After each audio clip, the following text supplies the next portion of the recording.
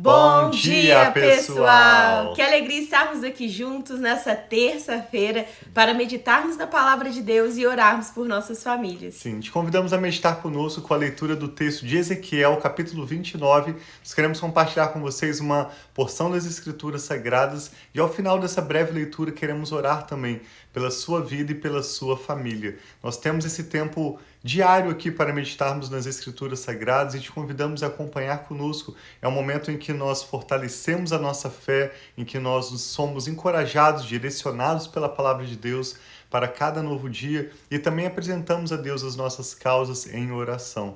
Vamos começar pedindo ao Espírito Santo entendimento e revelação. Nós vamos fazer essa leitura em que o profeta Ezequiel, após ter entregue mensagens ao povo de Israel e de Judá, no contexto em que eles estavam no cativeiro na Babilônia, o profeta Ezequiel também entregou mensagens às nações ao redor. Ontem nós lemos sobre a cidade de Tiro e hoje nós vamos ler sobre o Egito, que era uma nação importante com a qual o povo de Israel ainda tinha um relacionamento. E nesse contexto em que o povo de Israel estava sendo ameaçado pelo Império Babilônico, durante o reinado de Nabucodonosor,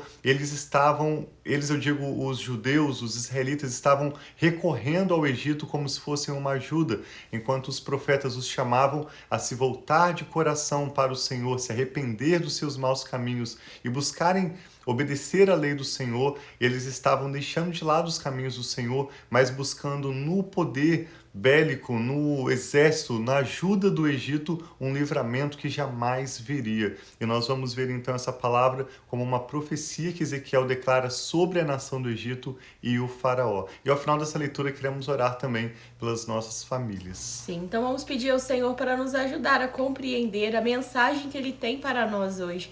Quais são os ensinamentos ou os princípios da palavra que nós vamos aplicar na nossa vida. Então, toda vez que nós lemos a palavra, nós pedimos, Senhor, nos dá entendimento. Então, é isso que eu convido a você se unir a nós, orar e iniciarmos a leitura.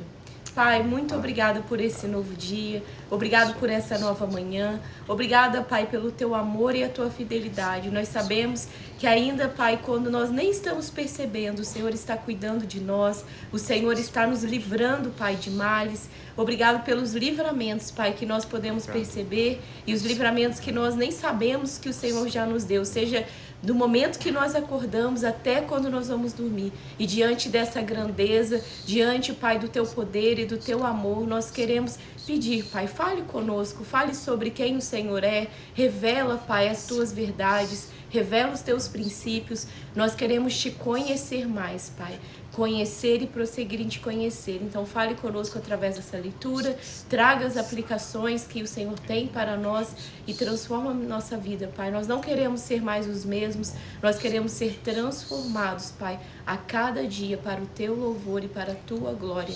Em nome de Jesus. Amém. Acompanhe conosco essa breve leitura, então, Ezequiel, capítulo 29, diz assim: No 12º dia do 10º mês do 10º ano do exílio, esta palavra do Senhor veio a mim.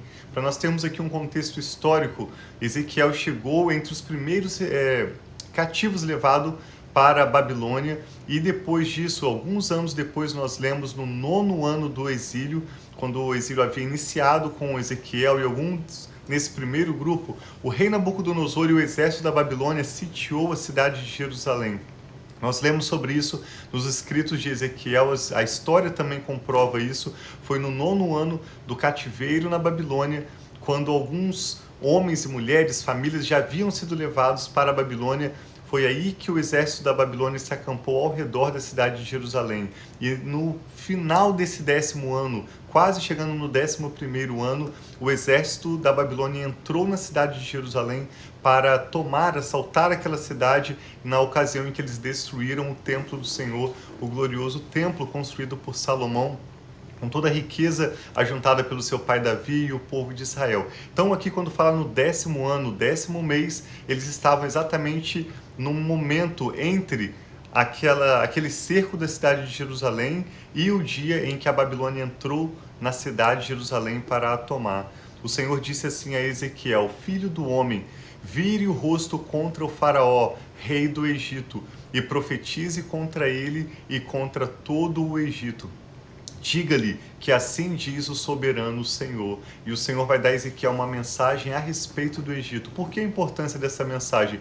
Porque enquanto a cidade de Jerusalém e o povo de Judá estavam vendo o exército da Babilônia cercando aquela cidade, prestes a entrar, o povo de Deus estava recorrendo ao Egito, crendo que a força militar do Egito, o relacionamento deles com o Egito seria o que iria salvá-los. Eles não queriam se voltar para o Senhor, mas estavam buscando a ajuda do homem, do faraó e do seu exército. E assim o Senhor disse ao profeta Ezequiel a respeito do faraó e do Egito. Estou contra você, faraó, rei do Egito, contra você, grande monstro deitado em meio a seus riachos. Você diz, o Nilo é meu e eu fiz para mim, mas porei anzóis no seu queixo e farei os peixes dos seus regatos se apegarem às suas escamas. Ó Egito, puxarei você para fora dos seus riachos, com todos os peixes grudados nas suas escamas. Deixarei você no deserto, você e todos os peixes dos seus regatos. Você cairá em campo aberto e não será recolhido nem sepultado. Darei você como comida aos animais selvagens e às aves do céu. Então todos os que vivem no Egito saberão que eu sou o Senhor. Você tem sido um bordão de junco para o povo de Israel. Quando eles o pegaram com as mãos, você rachou e rasgou os ombros deles. Quando eles se apoiaram em você, você se quebrou e as costas deles sofreram torção. Portanto, assim diz o soberano Senhor: trarei uma espada contra você e matarei os seus homens e os seus animais do seu meio. O Egito se tornará um deserto arrasado, e então eles saberão que eu sou o Senhor. Visto que você disse, observe novamente a mensagem de juízo do Senhor contra o orgulho. Isso está falando de um povo que se resiste, que se rebela contra o Senhor, ao invés de humildemente se render diante de Deus para glorificar a Deus, viver o melhor que Deus tinha para ele. É um povo que está se apegando à sua própria riqueza, ao seu próprio status, e cheio de orgulho se rebela contra Deus. Você que disse, o Nilo é meu, eu o fiz. Eu estou contra você e contra os seus regatos, e tornarei o Egito uma desgraça e um deserto arrasado, desde Migdol até Assuã, chegando até a fronteira de Cuxi. Nenhum pé de homem ou pata de animal o atravessará. Ninguém morará ali por 40 anos. Farei a terra do Egito arrasada em meio às terras devastadas, e as suas cidades ficarão arrasadas durante 40 anos entre cidades em ruínas. Espalharei os egípcios entre as nações e os dispersarei entre os povos. Contudo, assim diz o soberano Senhor: ao fim dos 40 anos, ajuntarei os egípcios dentre as nações nas quais foram espalhados. Eu os trarei de volta do cativeiro à terra de Patros, a terra dos seus antepassados. Ali serão um reino humilde. Será o mais humilde dos reinos e nunca mais se exaltará sobre as outras nações. Essa palavra profética se cumpre hoje, quando o Egito ainda existe como um povo, mas não tem mais a glória, nunca mais teve o governo, o domínio sobre outras nações, a influência mundial como o Egito teve no passado. Eu o farei tão fraco que nunca mais dominará sobre as nações. O Egito não inspirará mais confiança a Israel, mas será uma lembrança da sua iniquidade por procurá-lo em busca de ajuda. Ou seja, o povo de Israel estava ao virar as costas para Deus, buscando ajuda no Egito, no seu faraó e no seu exército, enquanto o faraó e o povo do Egito sempre foi considerado na sua história como um povo que era um povo idólatra. O faraó se colocava diante do povo egípcio como se fosse o próprio Deus. Por isso aqui diz que o Egito, ou Nilo, rio Nilo, grande rio que fornecia peixe e que permitia toda a agricultura na sua borda, era do próprio faraó, e o faraó dizia que ele próprio tinha criado aquele rio e aquela riqueza. Ele e a sua dinastia eram o motivo da glória do Egito, e o Senhor diz: o Egito será abatido, e conclui dizendo: eles serão restaurados depois de 40 anos, e então eles saberão que eu sou o soberano Senhor. E de lembrar que Deus já tinha os tirado do Egito no passado,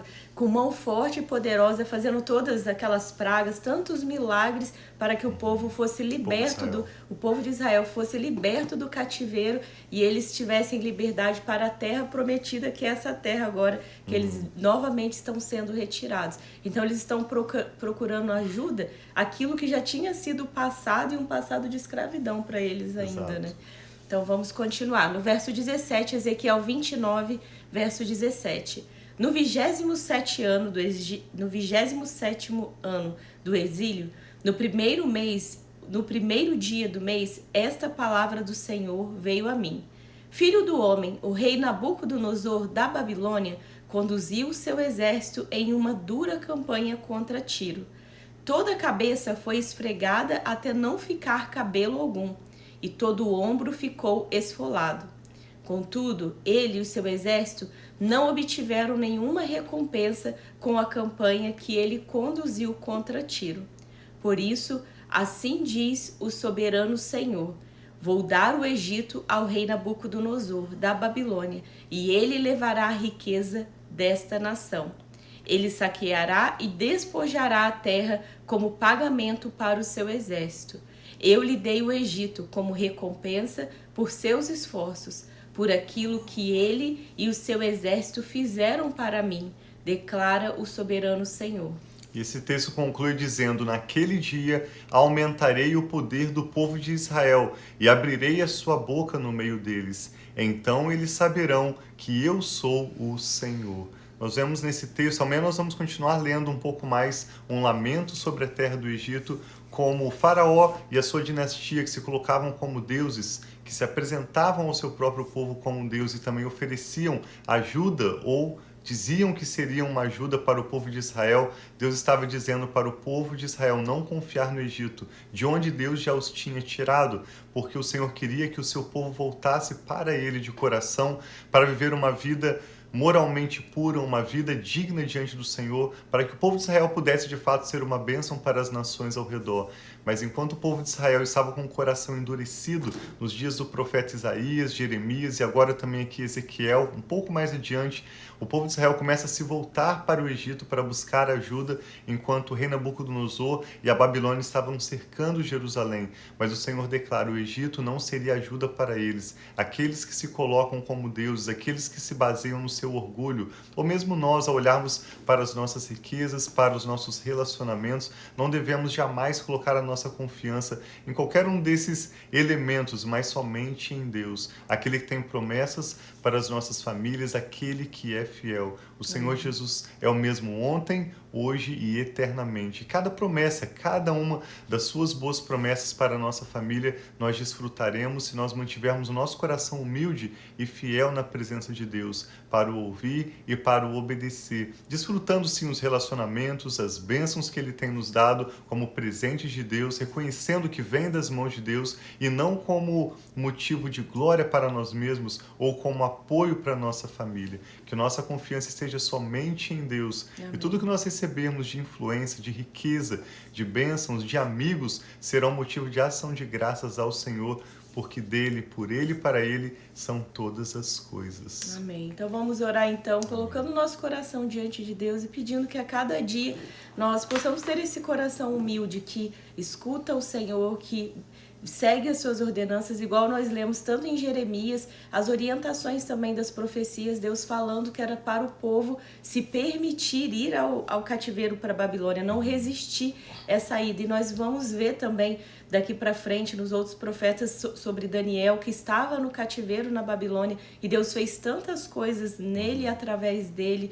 Nós temos o Sadraque, Mesaque e Abednego, tantos servos do Senhor que se submeteram indo, mas eles tiveram o favor de Deus, porque eles estavam na vontade de Deus. Então que nós possamos estar atentos àquilo que talvez nós estamos tentando resistir e fugir, mas não tem sido isso a direção de Deus, que nós tenhamos esse discernimento espiritual, porque muitas vezes é difícil nós decidirmos o que nós vamos fazer, mas sempre que Deus possa ter liberdade de falar e trazer aos nossos corações qual o caminho seguir, o que fazer nas situações difíceis, porque era uma situação difícil. O inimigo estava vindo contra a terra deles e eles iam para a terra do outro inimigo que já tinham deixado eles escravos, feito muitas coisas com o povo de Israel, o Egito, ou eles iriam aceitar esse cativeiro.